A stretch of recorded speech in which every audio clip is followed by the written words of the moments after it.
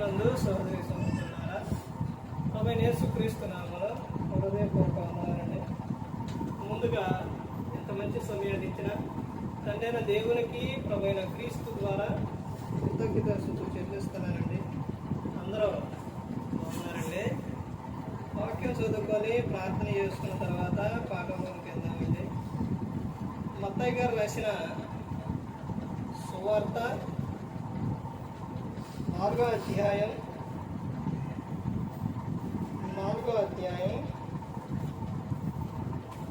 1వ వచనం నుంచి. అప్పుడు యేసు అపవాది చేత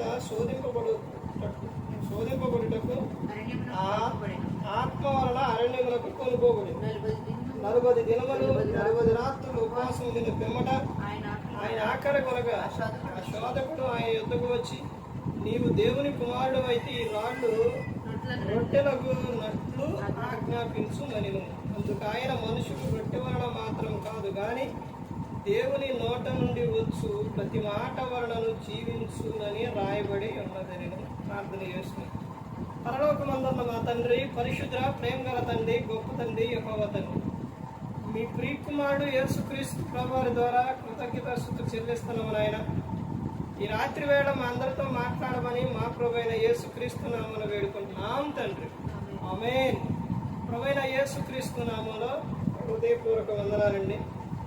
దేవుని కుమారుడు యేసుక్రీస్తు ప్రభువారి లోకానికి వచ్చిన తర్వాత పరలోక రాజ్యం సమీపిస్తుంది కనుక మారు మనసు పొందమని ప్రకటింప మొదలుపెట్టారు. అంశం పాఠం పేరు ఏంటంటే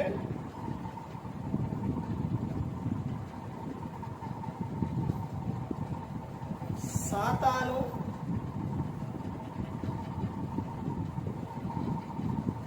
మన యొద్ద నుండి పారిపోవాలంటే, సాతాను మన యొద్ద నుండి పారిపోవాలంటే ఇదే పాఠం పేరు. సాతాను ఎక్కడ ఉంటాడో, ఎక్కడ ఉంటాడో సాతాను దూతలు ఎక్కడుంటే వెంటనే మనకు గుర్తు రావాల్సిన విషయం ఏంటంటే, నీకు మీ మనసులో ఉండిపోయే విధంగా చెప్తాను మాట. వెంటనే మనకి ఏం గుర్తుకు రావాలంటే, సాతాను తండ్రి అయిన దేవుని యొద్ద ద్వారబంధం దగ్గర ఉండిద్ది అపవాది. అక్కడ నుండి ప్రతి ఒక్కడి కూడా దేవుని మాటలవన్నీ వింటూ ప్రతి ఒక్కడి కూడా దేవుడు మేలు చేయాలి అని కోరుకుంటే, సాతాను కీడు చేయాలి అని కోరుకుంటాడు. తర్వాత ఎన్ని చేసినా ఏదైనా కానీ మనిషికి ఏమి రాకూడదు మనసులో అని అంటే, ఎవరికైనా కానీ అసూయ రాకూడదు. ఎప్పుడైతే ఆ అసూయ వచ్చిందో సాతానికి దేవుని మీద తిరగబడ్డాడు. అక్కడ యుద్ధం జరిగింది. అపవాది ఓడిపోయినప్పుడు అపవాది పక్కన ఉండి యుద్ధం చేసిన దూతలు ఇక్కడ మొత్తాన్ని కూడా అక్కడ నుంచి నెడితే ఎక్కడికి వచ్చి పడ్డారు? మధ్య ఆకాశానికి వచ్చి పడ్డారు. ఇది మనకి ఎక్కడుందో బైబిల్ గ్రంథంలోనంటే, అపోస్తలుడైన పౌలు గారు ఎఫెసీయులకు రాసిన పత్రిక 6వ అధ్యాయం 10, 11, 12 వచనాల్లో ఉంటుంది. అక్కడ నుండి ఈ భూమి మీదకే వస్తూ ప్రతి ఒక్కరిని కూడా ఏం చేస్తుండో టార్గెట్ చేస్తూ ఉండవు. ఇప్పుడు మన యుద్ధం ఎవరితోనంటే, ఆకాశ మండలమందున్న దురాత్మల సమూహంతో మన యుద్ధం. మరి వాడు పారిపోవాలంటే వాడు ప్రతి ఒక్కరిని టార్గెట్ చేస్తారు. భూమి మీద ఎవరైతే ఉన్నారో వారందరినీ టార్గెట్ చేస్తారు. ఇప్పుడు యేసుక్రీస్తు ప్రభువారిని కూడా ఏం చేసిండు? టార్గెట్ చేసిండు.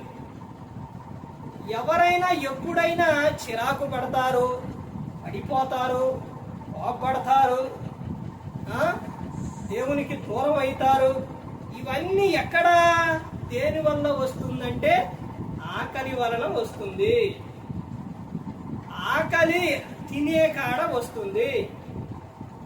అపవాది అది బాగా ఏం చేసిండు, మనిషి యొక్క వీక్నెస్, మనిషి యొక్క విధానాన్ని వాడు ఏం చేసిందంటే పట్టుకోండు.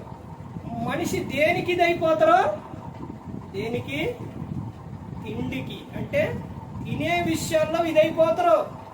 ఆ తినే విషయాల్లో మనిషిని పడేయాలి అని ఎక్కడి నుంచి పెట్టుకుంటా అని అంటే అపవాది ఆదిలో నుంచే పెట్టుకుంటా. అలా పెట్టుకొని అవ్వమ్మనే ఆదాముని ఏ విషయాల్లో, ఆ తినే విషయాల్లోనే ఇశ్రాయేలీయుల ప్రజలనే సనిగే విధంగా, గొణిగే విధంగా అలా చేసింది ఎక్కడ, తినే విధంగా. ఇలా ప్రతి ఒక్కరిని కూడా తినే విషయాల్లో అపవాది ఏం చేస్తారో పడేస్తారు. తినే విషయానికి వచ్చేసరికి ఎక్కడైనా కానీ ఒక ఫంక్షన్ జరిగిందంటే ఎవరు స్త్రీలు కానీ పురుషులు కానీ ఎవరైనా అక్కడికప్పుడు రాని వారు అక్కడికి వస్తారు. ఎక్కడికే, విందుకి. ఏం పెడతారో, ఆహా అక్కడ ఏదో పెడతారు అని వెళ్ళాలి. తర్వాత ఎంతో భక్తిగా ఉన్నవారు కూడా చాలా మంది విగ్రహాలు కాడు పెట్టిని ఏం చేస్తారు, అవి కూడా భక్తులన్నోడు కూడా తినే విధంగా ఉంటూ ఉన్నారు. ఇప్పుడు చూడండి, బైబిల్ గ్రంథం అందుకనే ఏం చెప్తుందంటే, నువ్వు తిండిపోతు అయిన ఎడలా నీ గొంతుకు ఏం పెట్టుకోవాలి, కత్తి పెట్టుకోవాలి. తిండిపోతులు, తాగుబోతులు ఏమవుతారు, దరిద్రులు అవుతారు అని చెప్పి. ఇలా తినే వాళ్ళనే బాగా ఎక్కువగా ఏం చేస్తారంటే టార్గెట్ చేసేసి పడేస్తారు. తినే విషయాల్లో చూడండి, కుటుంబంలోకి వచ్చేసరికి ఒక కూర లేకపోయినా, ఏ కూర, మంచి కూర లేకపోయినా, తినడానికి లేకపోయినా, భార్య వండకపోయినా ఇంటిలో ఏలేసిద్ది, గొడవలేసిద్ది. అది వాళ్ళ తప్పు కాదు, వాడు టార్గెట్ చేస్తారు. చూసావా, నువ్వు కష్టపడి తెస్తూ ఉంటే నీ భార్య ఏం చెయ్యట్లా, చూసావా, ఏంటి ఈ కూర తినేది, ఇది నువ్వు తింటావా? ఎక్కడ, అక్కడి నుంచి మొదలైతే ఏంటి, భార్య భర్త మధ్య గొడవ. ఎంతో కొన్ని పదాలు నేరగ తిరగట్లేదండి.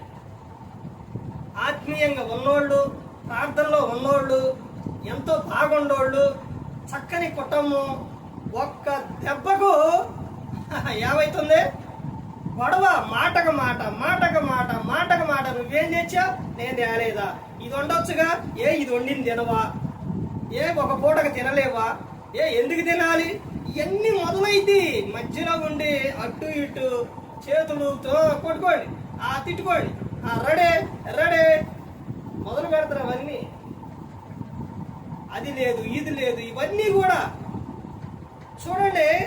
ఫంక్షన్ అయ్యే కాడ ఎక్కువగా ఎంత అల్లరి జరిగింది చూడండి. కొన్ని సాటల గొడవలు అయితే ఇవన్నీ అపవాది పెట్టే ఒక తంత్రం. అదే విషయాన్ని యేసుక్రీస్తు ప్రభువారి మీద కూడా ఉపయోగించాలని అపవాది చూసింది. కానీ ఆయన ఎవరు, యూదా గోత్రపు సింహం, ఎక్కడున్నా పవరే. యేసుక్రీస్తు ప్రభువారి మీద సాతాను ఉపయోగించాలని చూస్తే యేసుక్రీస్తు ప్రభువారు ఏం చేసిండు, ఏం చేశారు, సాతానుని గద్దించారు. సాతాను, నువ్వెవరికి మొక్కాలి, ప్రభుకే మొక్కాలి. మనుషుడు రొట్టె వలన కాదు, దేవుని నోట నుండి వచ్చు ప్రతి మాట వలనను జీవిస్తాడు అని చెప్పారు. అపవాది మన యుద్ధ నుంచి పోవాలంటే వాడిని ఏం చేయాలి, ఎదిరించాలి. దేవుని వాక్యం తీసుకునే వస్తారు, మనం కూడా వాక్యంతోనే సమాధానం చెప్పాలి. యాకోబు గారు రాసిన పత్రిక 4వ అధ్యాయం 7వ వచనం, అక్కడ ఏమనుంటుంది, దేవునికి లోబడి ఉండుడి, అపవాదిని ఎదురించుడి, అప్పుడు వాడు మీ యొద్ద నుండి పారిపోతారు. మన యొద్ద నుంచి అపవాది పారిపోవాలి అంటే మనం ఏం చేయాలి? దేవునికి లోబడి ఉండాలి. దేవునికి లోబడి ఉన్నప్పుడే అపవాది మన యొద్ద నుంచి ఏం చేస్తారో పారిపోతారు. ప్రార్థన చేసేవాడు తప్ప ఏంటన్నారండి, వాక్యం చదివే వాడినైనా, వాక్యం చెప్పే వాడినైనా, ఎంతో భక్తిగా ఉన్న వాడనైనా ఎవరినైనా పడేస్తారు అపవాది. మరి ఎవరిని పడేయడం అంటే ప్రార్థన చేసే వారిని మాత్రం పడేయడం. ఈ రోజున వాక్యం చదువుతారు, వాక్యాన్ని చెబుతారు, ఎన్నెన్నో మంచి మాటలు చెబుతారు, కానీ ఏం చేయరు? ప్రార్థన చేయరు. అందుకని వారి జీవితాలు, వారి కుటుంబాల్లో అపవాది ఏం చేస్తుండో తాండవం చేస్తుండో. అందుకని వారు ప్రతి శోధనకు ఏమైపోతున్నారు? పడిపోతూ ఉన్నారు. ప్రతి ఒక్కటి కూడా మనం దేవునికి చెప్పుకున్నప్పుడు దేవుడు మనకు ఆలోచన ఇచ్చి మనల్ని నడిపిస్తాడు. అందుకని ప్రతి ఒక్కరు గమనించుకోవాలి. ఏ ఒక్కరు కూడా నశించి నరకానికి వెళ్ళిపోకూడదని యేసుక్రీస్తు ప్రభువారు ఈ లోకానికి వచ్చి మనందరి కోసం శిలువలో తన ప్రాణాన్ని పెట్టి ఉన్నారు. మరి ఈ విధంగా నిలబెట్టి మాట్లాడించిన తండ్రి దేవునికి కృతజ్ఞతాస్తుతులు చెల్లిస్తూ, ఇంతవరకు శ్రద్ధగా ఉన్న మీకు ప్రభు పెట్టిన హృదయపూర్వకంగా చెల్లిస్తూ ఈ మాటలు ముగిస్తున్న అందరికీ